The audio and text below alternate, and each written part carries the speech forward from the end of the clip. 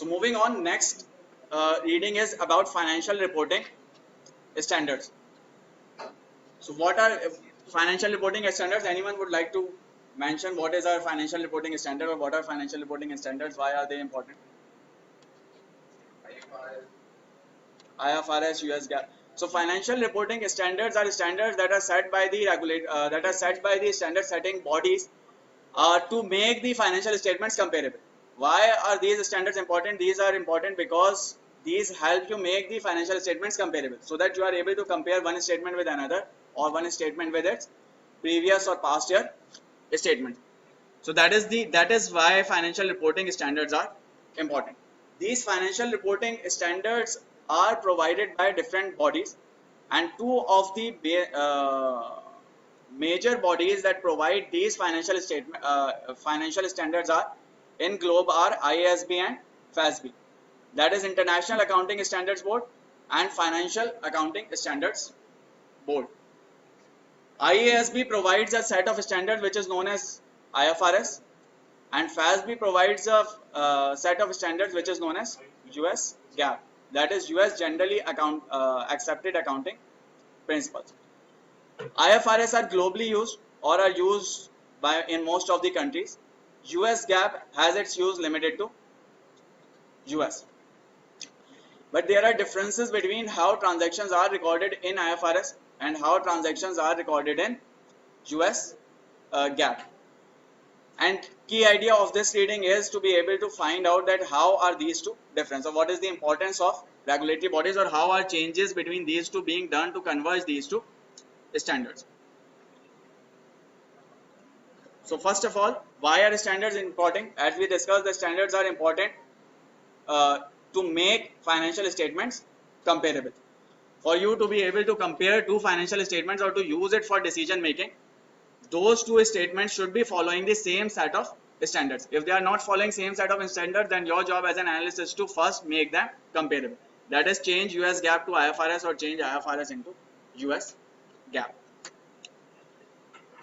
So IASB, as we discussed, is a global board that gives IFRS, and FASB is board from US that gives US GAAP. Now these standards, remember, these bodies are not regulatory bodies. Their job is not to regulate the use of these standards. So they are not there to implement these standards, or they are not there to ensure that companies are following these standards. Whether company follow or not, that is company's choice. These bodies are not regulatory authorities.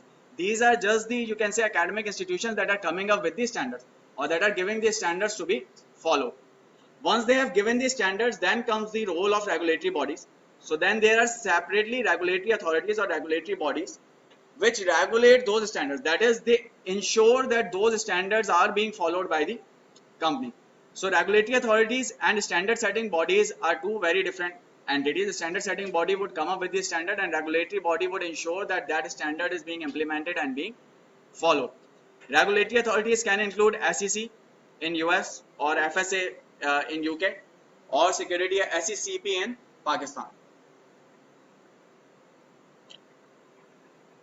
These are governmental entities that regulate the overall markets, or that try to ensure that the companies are following the standards. A group of these regulatory authorities is IOSCO, that is International Organization of Securities Commission. This is a group. This in itself is not a regulatory authority, but its members are the regulators. So it is a group of members who are regulators around the world, and its major objectives are to protect investors, to ensure that markets are fair, efficient and transparent, and to reduce the systematic risk. What is systematic risk? Anyone would like to mention? Sorry? That is the market risk. This is the market risk that generally cannot be avoided. So why are we looking into all this? While this may sound very boring to most of you, or while most of you would already know about it, why this is important is that before you start with your analysis of financial statement, you need to know that how is the accounting being done. And secondly, there are certain terms that you need to know as an analyst, with like IOSCO, like difference between standard setting bodies and regulatory authorities. While this may seem very basic, बहुत ही basic सी definition लगती है, ऐसा लगता है कि इसका कोई use नहीं है या ये बहुत बेसिक सी चीज है, but you learning these definitions or knowing these definitions is important, because once you go into practical market and when you are questioned about the differences between these two, or when you are using these terminologies in your day-to-day time, you would need to know that what does it actually mean. How is SECB different from IASB, or how is IASB different from FASB? So that is the reason why these are important. While this may be very boring, or while this may be very theoretical or very basic for most of you, but this lays the foundation of starting with the analysis. And that is the reason why they have also included it or have put an emphasis onto it in the CFA curriculum in the financial analysis part, or analysis of financial statement part. So major ideas or major objectives of IOSCO is protecting investor, ensuring that markets are fair, efficient and transparent, and reducing the systematic risk. Moving on, so there are, as we discussed, there are different bodies around the world, and there is and those bodies have different standards, but there have been an increasing struggle to make the standards same or the standards identical. So ISB or FASB के standards काफी different हैं, but globally or historically over the past few years there have been an increased focus or there have been an increased struggle towards making them identical. So वो दोनों जो है अपने standards को same करने की, identical करने की कोशिश कर रहे हैं, so that they become comparable. And a major change that recently occurred with respect to that was IFRS 9. So अगर कोई accounting का student है, they may know about it. So there has been an increasing struggle to converge these two accounts. While the convergence is a focus, but still there are some difficulties that they are facing in convergence, जिसकी वजह से 100% convergence नहीं हो पा रही है. So they are coming up with different standards like IFRS 9, like other standards, IS 21, but they have still not been able to make these two identical, perfectly identical till now, due to some difficulties in convergence that include disagreements between them. That is, these two are standard setting institutions, or these two are academic institutions, ISB and FASB. So ISB and FASB can have disagreements, or usually have disagreements between different standards. So ISB may say कि ये asset ऐसे record होना चाहिए और fair value पे होना चाहिए, and FASB may say कि fair value पे नहीं होना चाहिए, historical पे होना चाहिए. So there have been disagreement even within those bodies. Secondly, they face serious pressures from industry. So industry के अंदर जो global companies हैं या जो बड़ी companies हैं, they have been using a particular set of standards and they do not want to change, because changing that would impact their profitability, would impact their growth, or would impact their balance sheet. Changing these standards can result in serious changes to their financial statement, and changes in financial statements can lead to changes in valuation. So they do not want to change. That is another reason or another difficulty in that. And lastly, having a consistent rule for all the industries or for all the economies around the world or for all the countries around the world is difficult, because in different countries there can be different treatment to assets. Maybe एक asset price बहुत volatile हो एक country में और maybe दूसरी country में वो volatile नहीं हो, या वो asset historical cost पे ही move करता हो. So there have been some difficulties in convergence that are listed here, but nevertheless there is an increasing struggle to make these two very similar or to make these two identical. Before we go into other topics, what are the key differences between IFRS and US GAAP? So key differences that you should know is that IFRS is a principle based approach and US GAAP is a rules based approach. That means US GAAP has lesser flexibility. US GAAP would give you a rule and that is something that you will have to follow. But IFRS के अंदर flexibility ज़्यादा है. IFRS would give you a principle and would allow you to choose between different principles. So IFRS would say that interest paid can be recorded in either financing activities or in operating activities. But US GAAP will make you record it in operating activities. Wouldn't give you a choice. So IFRS is more flexible and US GAAP is a rule-based approach that do not have any flexibility or do not have much of flexibility. Moving on, International Financial Reporting Standards Framework. So IFRS gives you a clear or this broad framework for financial analysis report. So before we go into the framework, what is the core objective of any standard setting body or any standards? What is the core objective? Make them comparable. And why would they want to make it comparable? Any reason that you would know? to make them investment decision useful. That is, analysts should be able to take investment decision based on that, or analysts or investors should be able to take investment decision based on that. Until and unless they are comparable and they are fair and they are true, or they are transparent, they are useless, because then investor would not be able to take decision or investment decision based on that. So core objective is to report information that is comparable and that is investment decision useful. In order for that information or those financial reports to be investment decision useful, there needs to be certain characteristics that it should have.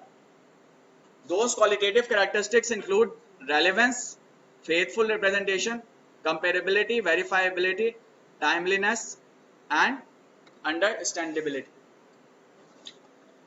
What is relevance? Would anyone want to add? What would relevance mean?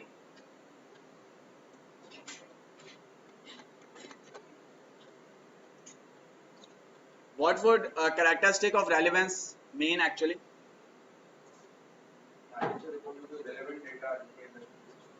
Anything which is investment decision useful is relevant. So the idea is that the information being reported should be reported in a way that it is investment decision making useful. And secondly, all the relevant information needs to be reported. It has to be relevant. You cannot miss out any relevant information. Another characteristic is faithful representation. That is, whatever information that you are reporting should be faithfully presented and there should be no manipulation. Then comparability. That is, it should be comparable with the previous periods. So you do not only report the current year performance, but you also report the previous year's performance for the comparison purposes. That is again a requirement. Verifiability. That is, information should be verifiable. It should be based on proper estimates and assumptions. Timeliness. So you should report the information in timely manner. That is, for example, quarterly, semi-annually, annually, or whatever. And understandability, that is, it should be understandable. Now the key idea is that focusing on one factor can lead to loss of focus on another factor. Like, there is a trade-off that you have to make between different different characteristics of information. So as an analyst, maybe if you are comparing timeliness with verifiability, then timeliness may come at the cost of verifiability. अगर आपके पास कोई estimate है या कोई number, if you spend time into verifying it, then आपकी timeliness sacrifice होगी. And if you do not sacrifice timeliness, or if you make your decision quick, then your verifiability may be sacrificed. So here is a cost benefit decision that you need to make, or there is a trade-off that as an analyst you need to make between the verifiability and timeliness. So both are important, but you need to decide how much important is a particular factor. So these are characteristics. These should be the qualitative characteristics under the IFRS framework. And once these are met, then you report performance and position. Position include asset, liability, equity, and performance would include income, expense, depreciation, and cash flows. So these are overall reporting elements that are there or that are required under IFRS. In reporting these elements, there are certain constraints as well that we discussed, like cost benefit consideration, like verifiability and timeliness can be opposite to each other. Some maybe you can say trade-off is required between verifiability and timeliness. And there are certain underlying assumptions that need to be followed in preparing these accounts. That is accrual basis and going concern. What is accrual basis? So we just discussed that any expense or any revenue related to a particular period should be recorded in that period, and revenues or expenses or income related to any other period should not be recorded in that particular period. That is accrual basis. Going concern means that assuming that a company will continue to operate in future. These should be the basic or two underlying assumptions in making the financial reports as per IFRS framework.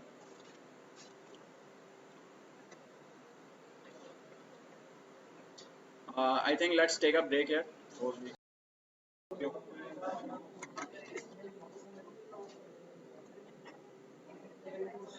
Okay, so we just discussed the IFRS framework. That is the framework for reporting provided by IFRS. Under this framework, there are certain requirements from IASB, most of which we have already discussed.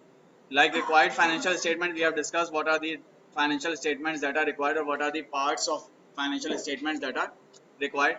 That is balance sheet, income statement, other comprehensive income, changes in equity, cash flow, notes, and statement of financial position from earliest comparative period in some cases.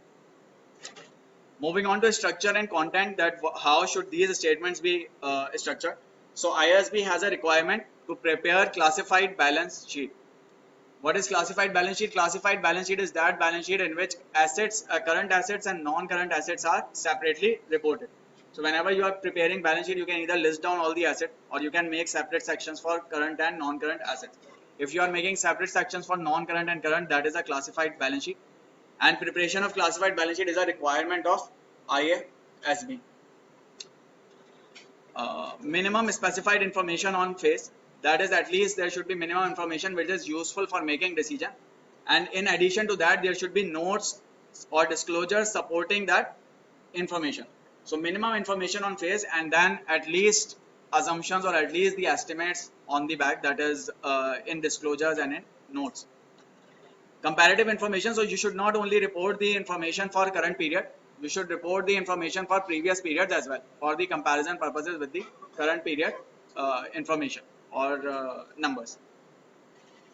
General features include fair presentation, that we have already discussed, going concern we have discussed, accrual basis we have discussed, materiality and aggregation.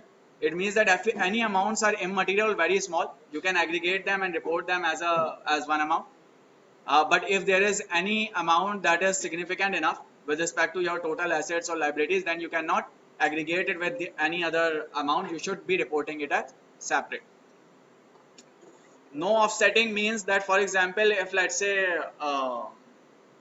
you have an income and you have an expense, so you cannot just nullify it. You have to report an income and you have to report an expense. If both are same, you cannot just eliminate them. So even if income and expense both are same, you should record both income and expense instead of just removing it or eliminating it.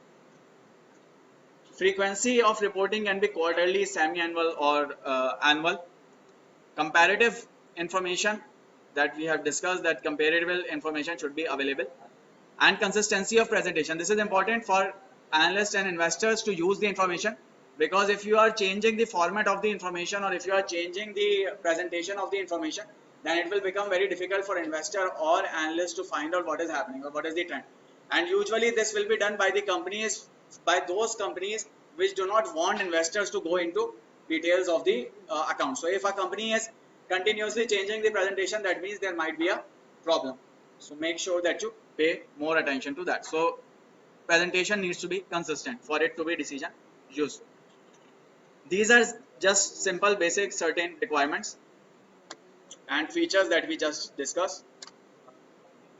So features we have just discussed: fair presentation, going concern, accrual basis, materiality aggregation, no offsetting, frequency of reporting, comparative information and consistency. Structure and content requirements we have discussed: classified statement of financial position, that is classified balance sheet, minimum information on face, minimum information in notes, and comparative information.